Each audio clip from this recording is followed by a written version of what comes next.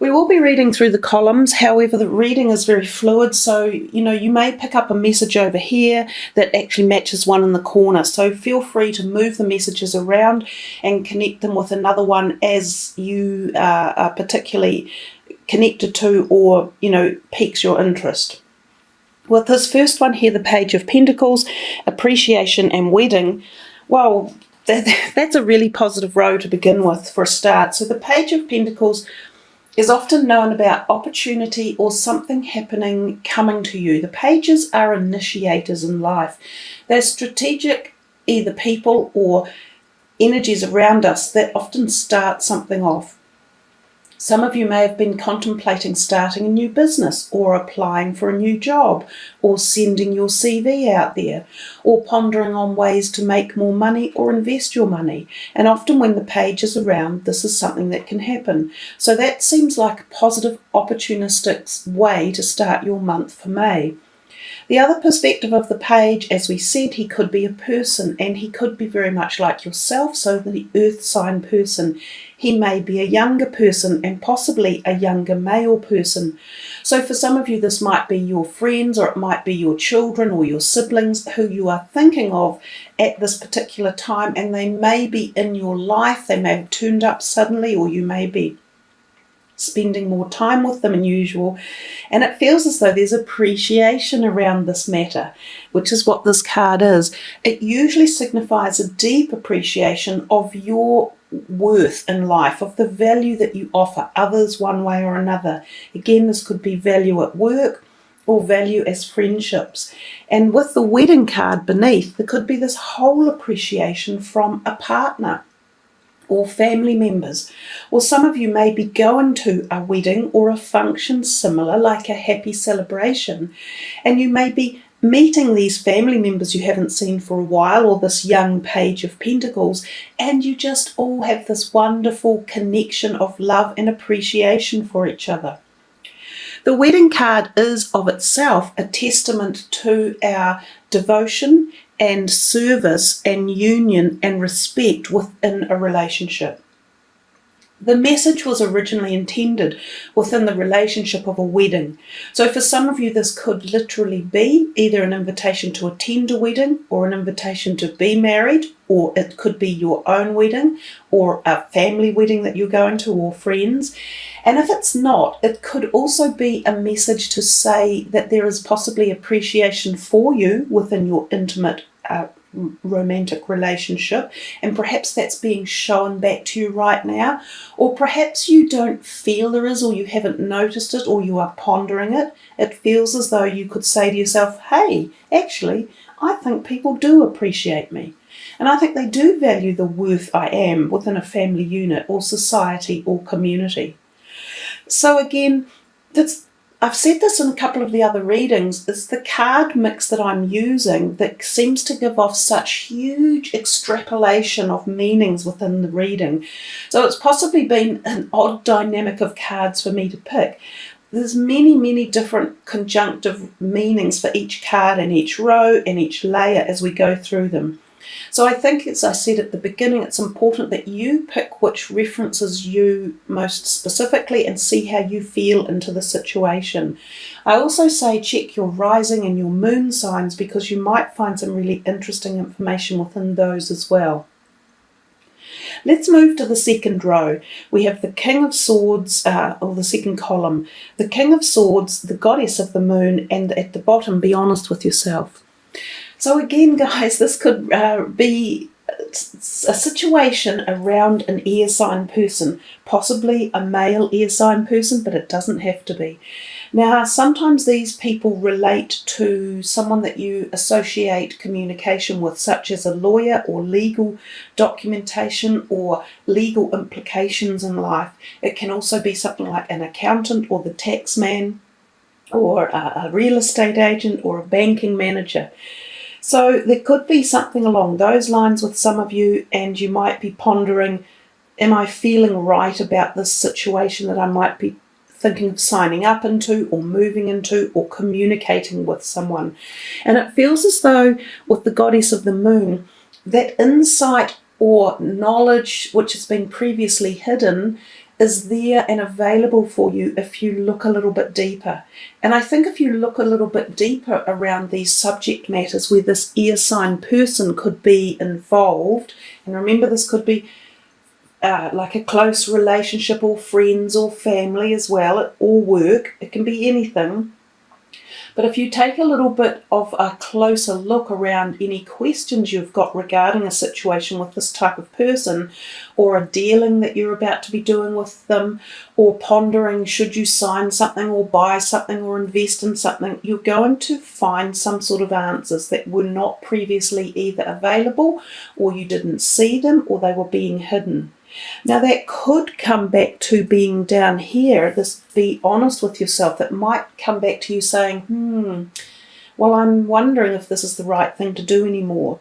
So I think the further you explore a situation that surrounds this person or energy or type of people or type of situation, the more that you will become more connected with your own gut feelings, your instinct, your ability to perceive whether it's a situation that's good for you or not.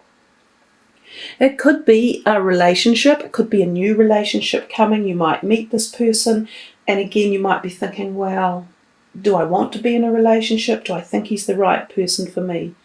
This could also involve a current relationship that some of you might be having problems with, and you are wanting to find enlightenment as to how to deal with it, or why the problems have arisen, or what's going on. And this again could be something down here about honouring your own true integrity values.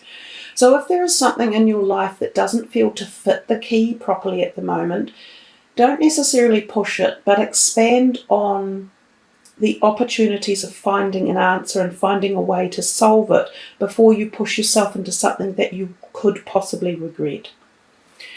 We come down, coming back to the goddess of the moon, it's a little bit like a traditional tarot card. So it often tells us about our health in terms of things going on at night or feeling possibly out of balance. It's a card that also talks about the need for balance.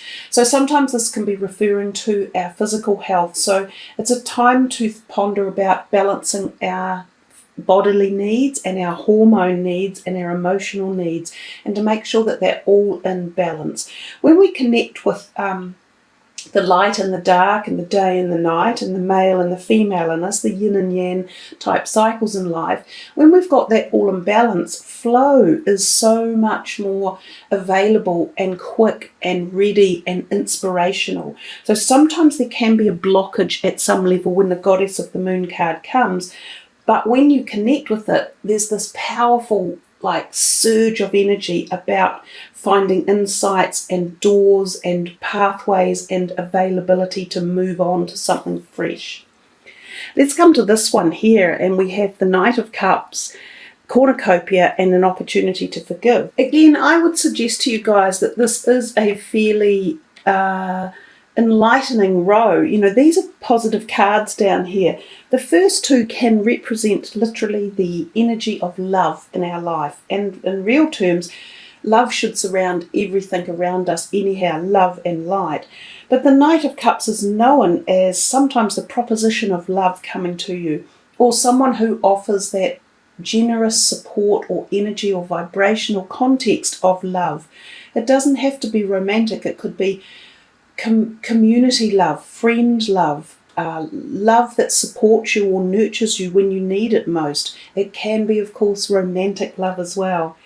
So when this card is around, there's a feeling of happiness, you know, like that slight euphoric bliss. You may be meeting someone or about to meet someone who really connects with you, and you connect with them, and a great feeling of happiness and joy can be brought about through relationships that are connected via the heart.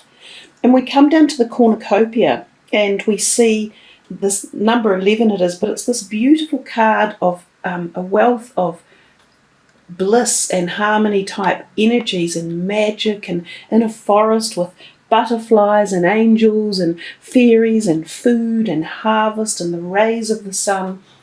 It basically is like the Nine of Cups. It's the wish card in this deck. So it's saying that you are being sated, you are finding fulfillment, and this can be in any area of your life. So love, wealth, health, happiness, any spiritual involvement, anything that you've been particularly focusing upon.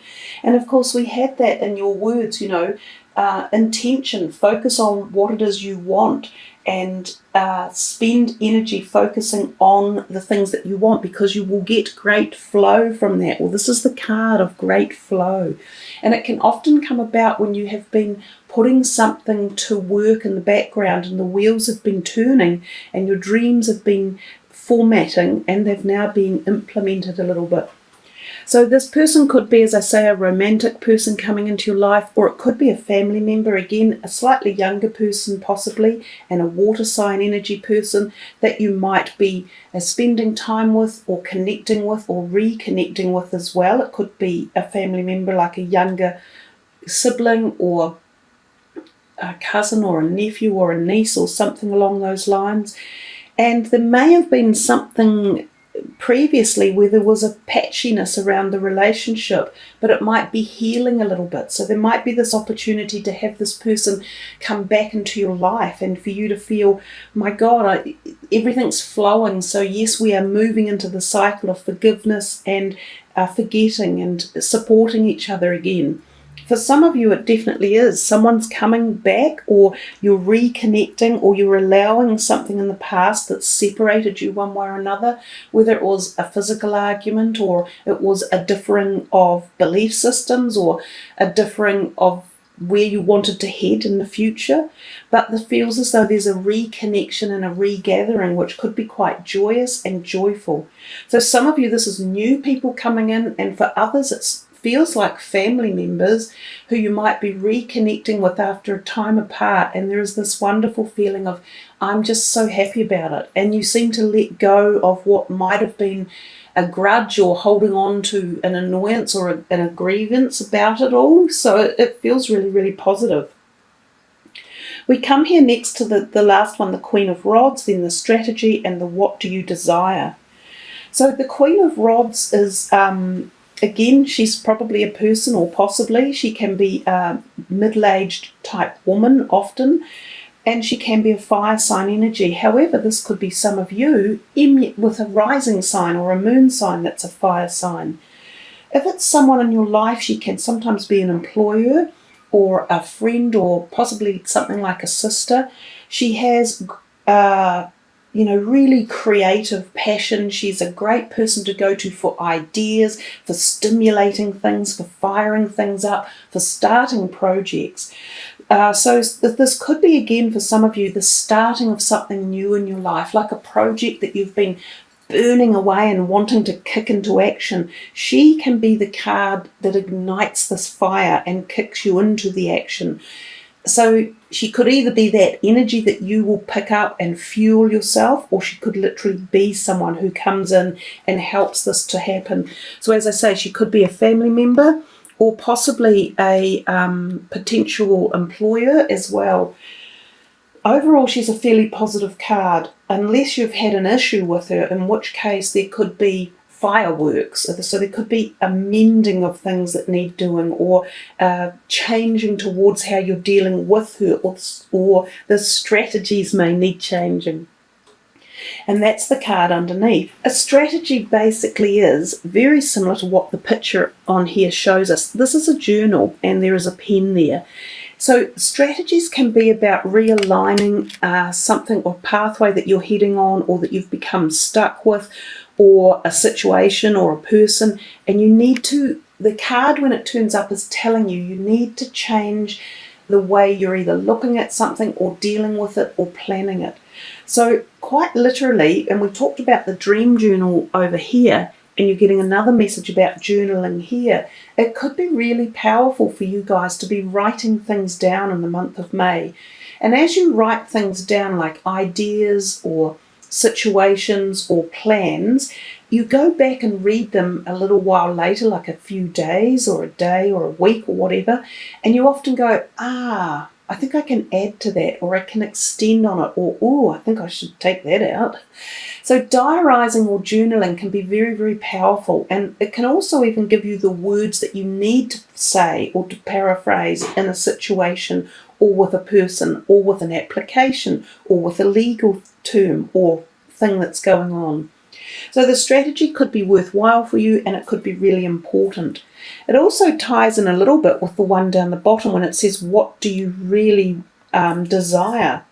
Again, sometimes we get a bit lost. We have so many things that are on our mind. We want to, lose weight, or find a bigger house, or find a better job, or find more spiritual connection, or find a partner. And there's all these things whirring around in our mind, but which one is the one that we truly desire? So when you take the time to focus on one specific with more intention and more strategy and more passion, which is what this Queen of Rods is. So when you get all that going, your desires are far more likely to turn up and appear like your cornucopia.